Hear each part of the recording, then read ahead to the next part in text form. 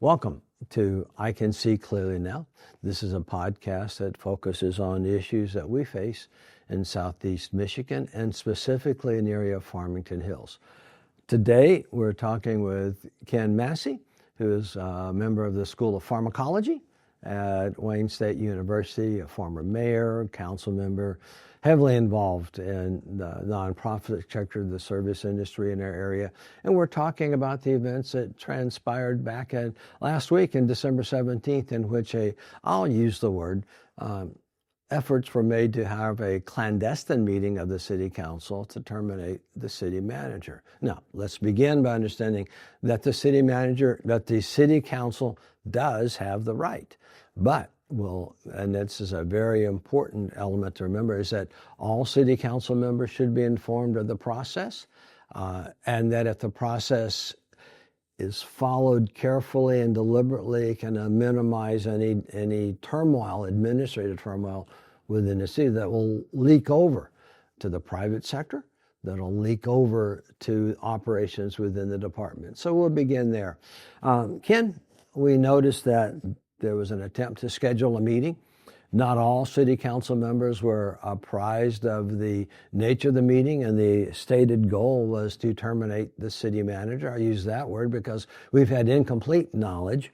At the same time, we know that some council members were not informed about it, and that smacks of closed government, a lack of transparency.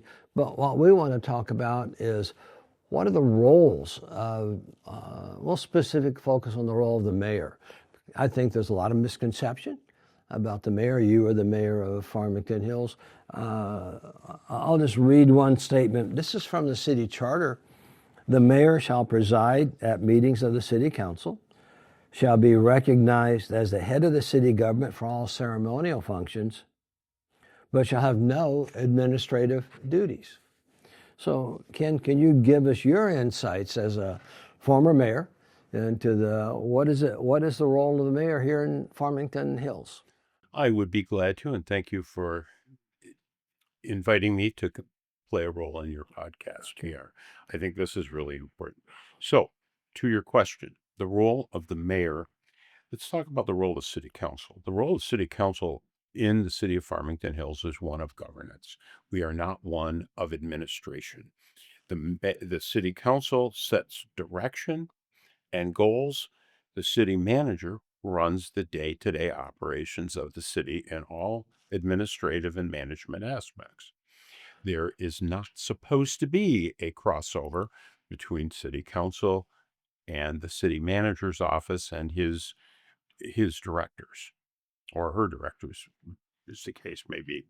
But the 7 city council members all come together and they hold exactly the same power, that of a single vote during the discussion and then ultimately a vote during a city council meeting. Where the mayor differs from the city council is that the mayor has ceremonial duties. So if there are ribbon cuttings and so forth, the mayor is the ceremonial head of the city council that goes out to do those. The mayor casts the last vote in any vote of the city council. So after open meeting, open dialogue, discussion, a motion, second, discussion on the motion, city council is called to vote. And if it ends up being a 3-3 vote, the mayor casts that deciding vote. The mayor has the ability, in working with the city manager, with input from other city council members, to put the agenda forward for any meeting. And then there's one other responsibility of the mayor, and that is in the event that there is a large, say, snow emergency, you can actually, in conjunction with the city manager and heads of public safety and DPW, you can call a snow emergency, you could call it other than that, the mayor has no powers above that of being on city council. And I hope that addresses that question. But at no point is that mayor supposed to step across and have anything to do with the actual management of the city. When it comes down to the discussion on the city manager and termination, hiring, etc., that's all done by a vote of the city council. And the mayor may lead those meetings, but in no way, shape, or form are they making that decision. So you said the mayor may help create the agenda for city council meetings, but that agenda isn't approved by the entire council, and the entire council can change the agenda. Is that correct? That's an excellent point, and you're hit that nail on the head. When a meeting is open, the first thing that the council does after the Pledge of Allegiance is to say, you have an agenda in front of you. Are there any additions, deletions, corrections that any member wishes to make? If not, a motion to approve this agenda would be in order. And at that point, the council members have the opportunity to say, item number 3, I don't want, I think that we should remove that. And if that is supported by the other members of council, that can be removed. Or you can add an additional topic into it and change the agenda. But then once it's approved, then you move forward in that meeting with that agenda. So once the agenda is created, all the other council members have the right to reject it, accept it, modify it, whatever the case may be. So it really is, I'll use the word, it really is a clerical task that the mayor has to be able to put together an agenda in concert with the city manager, because he's bringing all the issues, and it's to be sure we have something that the city council can react to, and they can change it. And they have, if you go back and look at the council meetings over the last few years, they do make changes. It's common practice to change the agenda. It is definitely common practice, and it has to be done with the city manager's input, because there are items on an agenda. For instance, the city manager can approve expenditures up to a certain level, and then if the item has to go above that, for instance, would be, say we have to buy a new fire truck or a new ambulance, then that is going to exceed what the city manager can sign off on. So that has to come in, and the city manager would say this item has to be put on the agenda for discussion.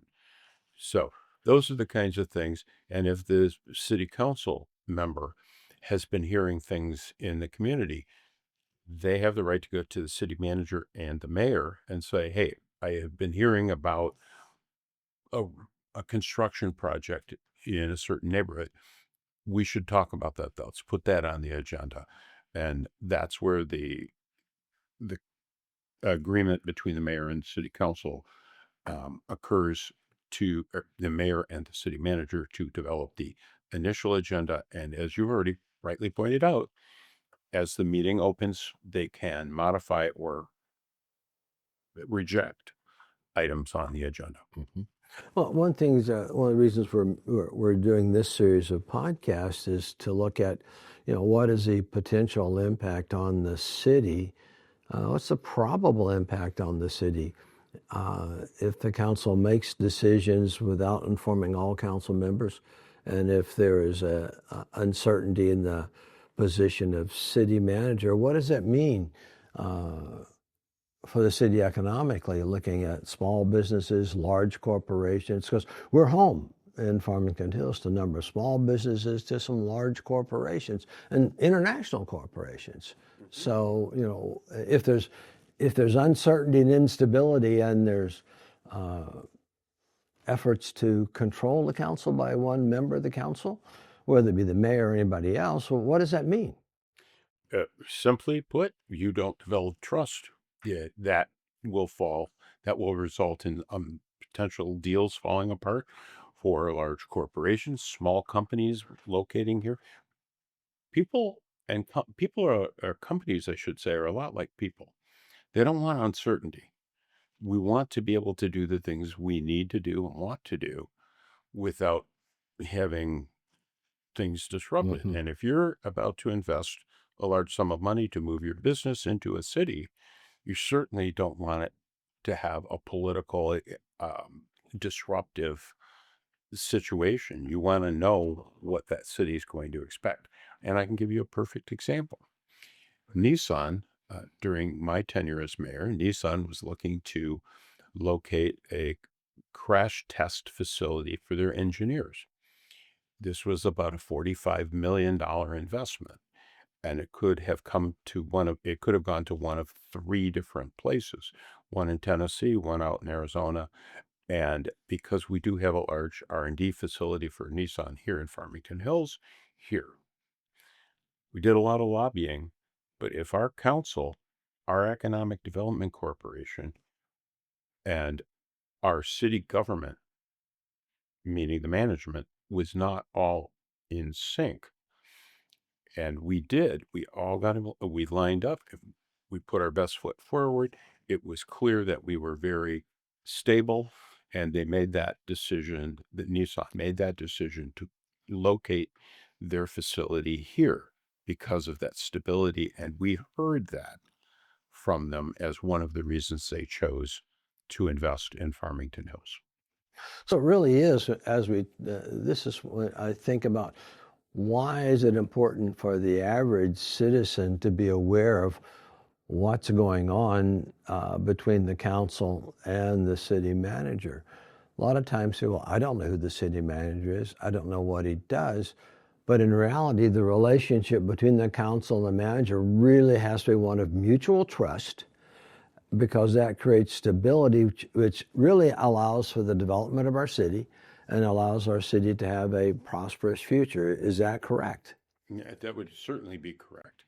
And to belabor the point on the economic development side, things like this $45 million coming in from Nissan and other large projects like that, you want those companies to locate here, because ideally it slows any increases in property taxes. Mm-hmm. And this city functions best when we have a split between residential property taxes and commercial at about a 65-35 split. 65% being residential, 35% being commercial. And what we've been seeing is commercial, with some of the disruption and with Mercedes-Benz, for instance, leaving. Now that commercial property is going to sit vacant. That's not good for the city. It's not a good look for the city. And we lose that tax base.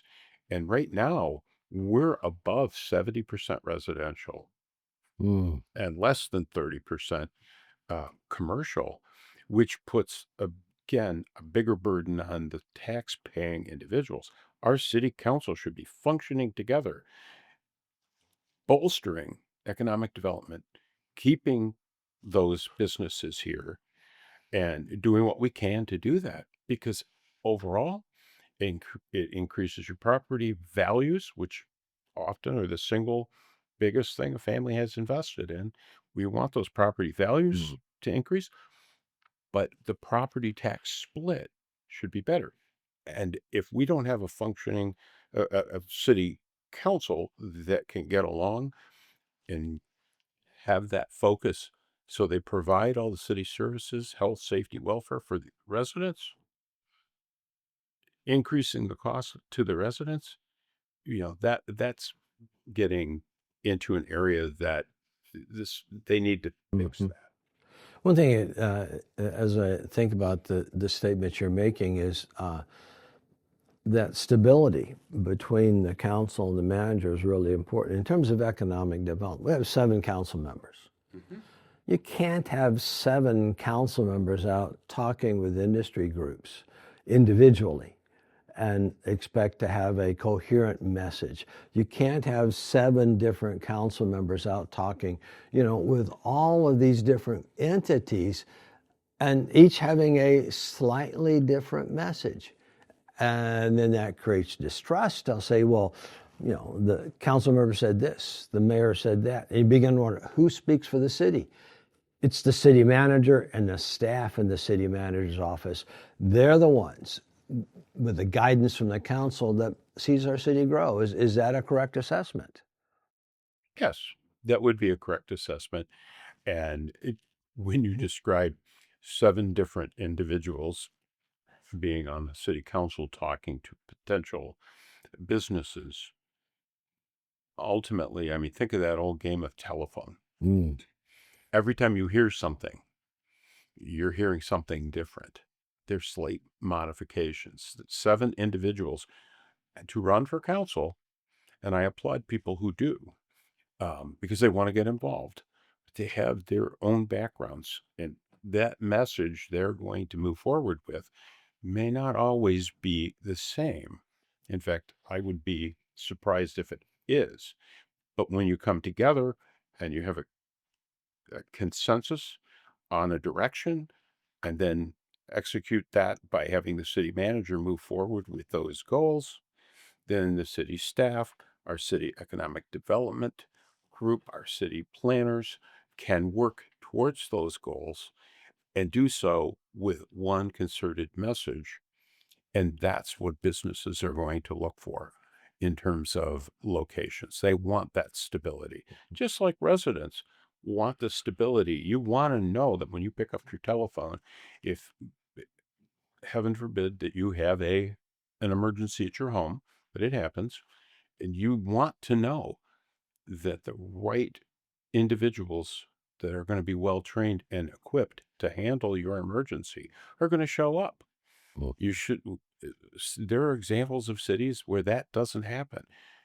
That's not what our residents are here for. So we need to have a stable form of government, unencumbered by personal, political, or personal views. yeah, I think that that's really important because I noticed that, if we look at our departments, we have, 5, the charter spells out, we have 5 departments. The city manager appoints those individuals that are head of those departments. And if there's uncertainty between the city manager and the council, then these departments will in fact suffer. At the same time, I noticed that if you pick at some of our departments, for example, deal with police. Our police department is one of the few fully accredited departments in the state of Michigan. We have an outstanding department. And it's really important for them to know that there is stability at the city level because they have to build a relationship of trust with the residents of Farmington Hills. Is that a kind of an important understanding that we as citizens need to have? Well, actually, I think that's an amazing question. And it's also a point of pride that our city has an accredited police department. We always pick on the police department. Maybe sometime we should talk about DPW. Sure. Because those are dedicated folks and they need that same kind of support. But here's where that comes. Let me give you a couple of tangible examples. One, our city police department bar none, is always one of the highest ranked city departments in terms of their efficacy, Mm-hmm. their interactions with the community, and they clear cases.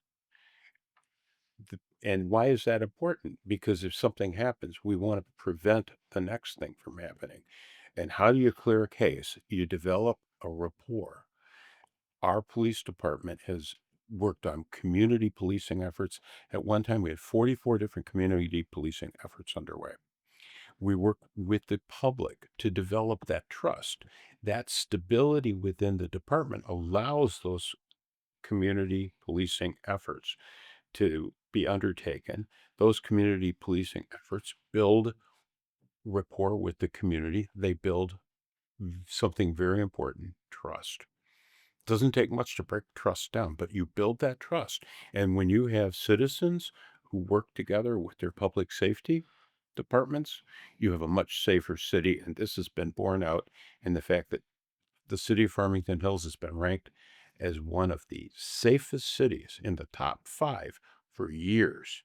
We're often the first, second, third safest city in the state and in the top 40 in the country because of the development of trust between the citizens and the department. And I happen to have had the experience that other departments have that same type of relationship. Now, does that mean you always get what you want when you're a citizen and you go in and no? But if you go to planning because you have a new item that you want to do to your house, our planning officials work with the citizens to ensure that you get as much as you can, or you get the guidance you need to ensure that your project becomes evolves into what you hope it will be. So those types of things and Mm-hmm. trust and stability, which is headed up by the city manager, coming from guidance from the city council, ultimately it trickles down to every one of our residents. So that stability, we're not doing our job if we don't have that stability and trustworthiness. Yeah, that really is an important thing. You mentioned Department of Public Works, any of the other departments that within the city. If we inject, political pressures onto the city manager, where it comes from one or two council members or not, then it will affect all these operations. And the last thing a resident wants to know is, I come to the Department of Public Works dealing with streets and whatever it is. I'm treated differently than somebody else. In the planning department, I'm looking for developing something to my house. I'm looking at opening a business. I want to be treated the same as everybody else. And that can occur when the council and the city manager respect each other. But if the council doesn't respect the city manager, that filters down to all five of the city departments. If you get disagreement and distrust at the top, that bodes to poor leadership, because the leadership at that level should be bringing those people together, not always agreeing with each other, Mm-hmm. but at least the ability to debate and come to consensus. One of the things that trickles down is that this city has a history of being way out in front. I mentioned the great relationship citizens have with the police department. Not everybody's going to love the police department because sometimes, hey, let's face it, stuff happens. Um, so we're going to step that aside for just a second. But where have we been creative? This city had one of the premier after-school programs, Mm. and the after-school programs are administered through the Department of Special Services. Well, when looked at crime statistics, so it's in conjunction with what's going on, the notice that there are a lot of property crimes, minor breaking and Mm-hmm. enterings, thefts, and things like that happening within a time window of 3 o'clock to 6 o'clock in the afternoon. Well, Yeah. we started an award-winning after-school program, and lo and behold, all of a sudden, those crime stats dropped off. Why? That those young people have things to do other than go home to, in some cases, an empty home, Mm-hmm. and idle hands. You find something to do, but that's one great example. Another one with the DPW, I'm particularly proud Mm-hmm. of this, is and residents have seen this before, precipitation events. There's lines being put down on the roads. That is a brine solution that sticks to the roads because there's a certain amount of carbohydrate that's Mm-hmm. put into it, making it sticky, and it melts off the first inch or so of frozen precipitation. That was a program developed because departments like the DPW, they know exactly how they're being run. There's that consistency, and okay, now we can start. And how do we solve other little problems? For those people who are interested in the environment, not only did that save us a huge amount of money, it reduced our salt usage on roads by almost 60%. It reduces, because it can be put on during the regular business hours, it saves overtime. So it saves salary money. It solves the issue of too much salt being put into our roadways and runoff, and it makes our streets safer. You don't see that type of creativity when people are feeling that things are not stable and that they're being disrupted. So disruption at the top gives you this feeling of, I'm going to protect my job. I have to do a certain job, but it doesn't allow that creativity.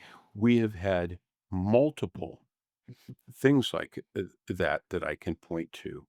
And that's why I'm bringing them up, is I think that if there's not, if there's this disruptive environment, you lose those abilities and you don't see those creativity examples coming forward for the betterment of our community.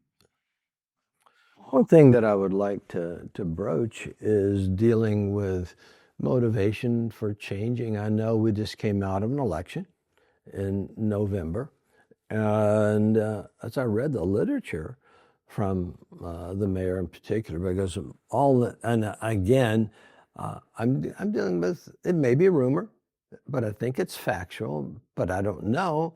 But I think the mayor's effort to call this meeting to, evaluate the city manager with possible termination. I understand that they can do that, but it should be, for cause. But as I look at this, I didn't see anything, and I'm an academic, and I save campaign literature. It's a fault that I have. And I have all these pieces of campaign literature, and I don't find anything from all the campaign literature that was distributed from the mayor or from anybody else saying we need to change city management. And this is a major issue. And if it was that important, it should have been, my view, an issue on the agenda for during the election. That we have problems in the city, we need to change city management. I didn't see that. All I see is, if I were to characterize it, is Farmington Hills is Camelot.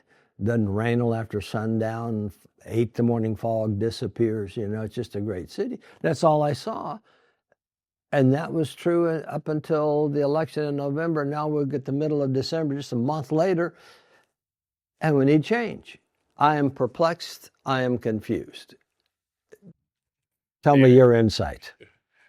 Well, I have no insights that I can offer into what may have precipitated those things. Once I did hear about the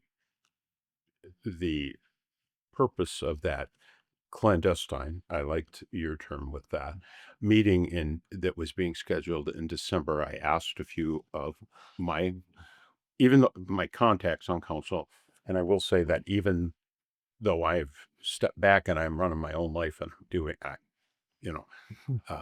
I figured 20 years is good. I loved my time on council, but I've stayed in touch because I do have a vested interest.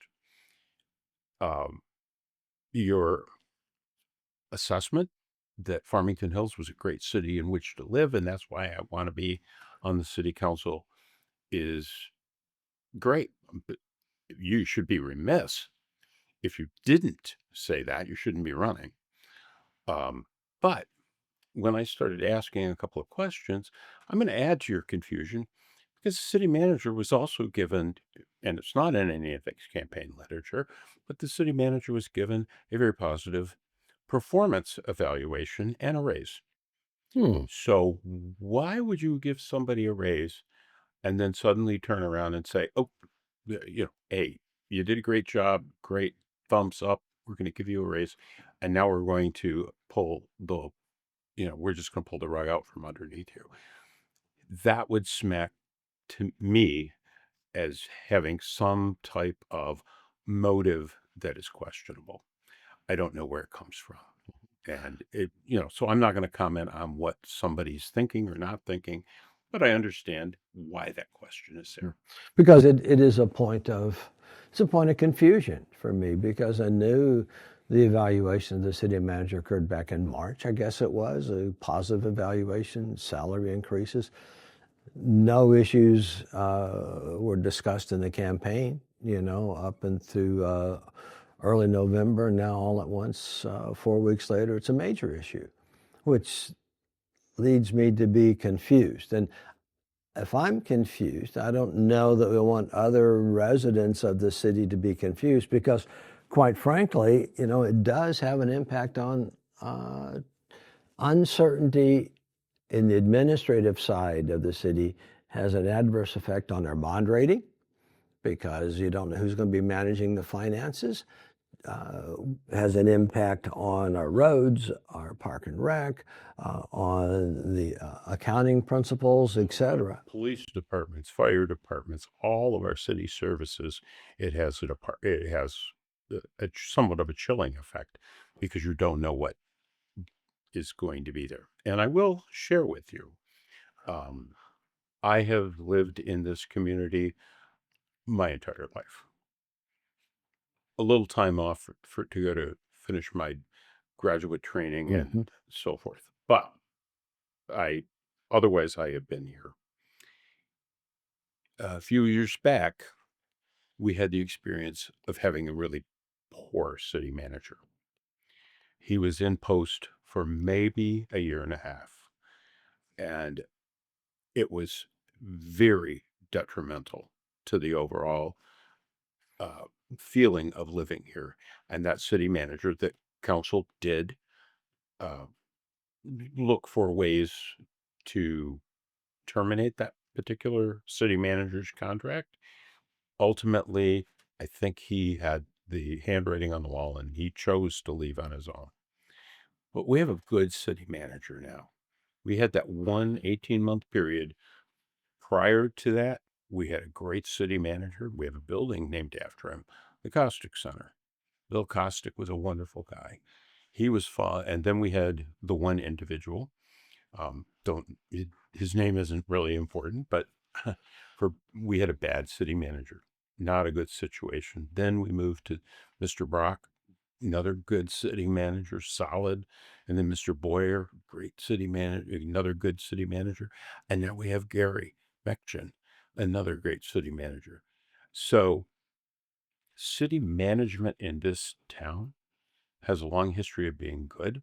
And why would you want to change that except for some type of ideology or other personal reason? And I'm very confused, because that's all I can come up with. Yeah, it really is important for the average citizen to realize that the position of city manager is designed to be the administrative head of local government, and to be sure that everything works smoothly and efficiently and effectively. City council sets policy decisions, and when things begin to move to we inject political pressures into the administrative side of the house, there will be confusion, and it will have a detrimental effect on the economic well-being and the quality of life for average citizens in Farmington Hills. That's been, that's my assessment. That's my assessment. One of the things that just to deal with is a little bit, when a city manager leaves, there has to be a lot of forethought into this process. This is what really disturbs me, is that if you terminate the city manager, do you have somebody to be acting city manager? Is there some, are you going to go outside? We've heard no discussions, and I don't know that but it becomes, it's very, very complex. It is not a simple matter of just, changing one position for another. There will be an interim, there will be a national search, and that will be a protected search. And in the meantime, the city drifts. If it's for cause and there's legitimate reasons, we live with that. But if it's not, then we're embracing turmoil for no real reason. Is that an effective assessment? Well, you've outlined the process very well. And that And the process in and of itself is disruptive. Having an interim, people, it's a placeholder. You're going to be on hold. And then you have to do that national search. And when the council seeks to do this, and I'm going to use the phrase shooting yourself in the foot, because you're asking for this as a problem, not it didn't create itself. It becomes very disruptive, even more so than if a city manager decides to retire. And then you go out for that national search and you have to ask yourself, who wants a job? Who is going to shift and come to a mature city and take over as a city manager, knowing full well that your governance is disruptive? You're asking for your job to be more difficult. So I think it also limits your selection for the replacement of the city manager. Yeah, and I think a lot of people think, well, does it matter if the city hires a different city manager? It's not. It is not an easily interchangeable position. A lot of forethought has to go into it, a lot of assessment and evaluation. For example, if you decide that this city manager did not perform, there should be a significant track record of failures, of issues, that can be documented, and that'll guide your search for something else. If there's nothing, then it just becomes a whim, a political whim, which may or may not advance somebody's political power. And that's not what we're about. Local government, my view, is not a place to build a political base to move on. Some people do that, but really local government should be a commitment to public service, to serving citizens so that city council members can work together, city staff can work with the city council, and the city will prosper. That is my view. And I think your view and my view tend to be very well aligned. I will say that in my 20 years, I've been through 2 city manager changes, so I know what it is entailed there. I've also worked with a lot of people over the years that have political reasons for why they're doing something. Mm-hmm. My reason for running, and quite honestly, myself, um, it, and I won't speak for all my colleagues, each one of us has different views, but the best representatives, the best elected representatives on your city council are those people who are there because they want to work for the residents and make sure that the residents' voice is being heard and that we're running a city that provides the correct level of services and so forth. I've also had on our city council, I can think of a couple of individuals who have such an ego and such a desire to move on to some other elected position that that's the reason they're there. They aren't there with the citizen in mind or the city in mind. They're there with, this is what I want to do for a future. And while we're 250 years out of the founding fathers, look at what happened back in those days. People came away from their professions. They became the citizen representatives and formed our unique constitutional republic that allows us to have what we enjoy today as the United States. It wasn't something you did as a profession. And too many of these people get involved Mm-hmm.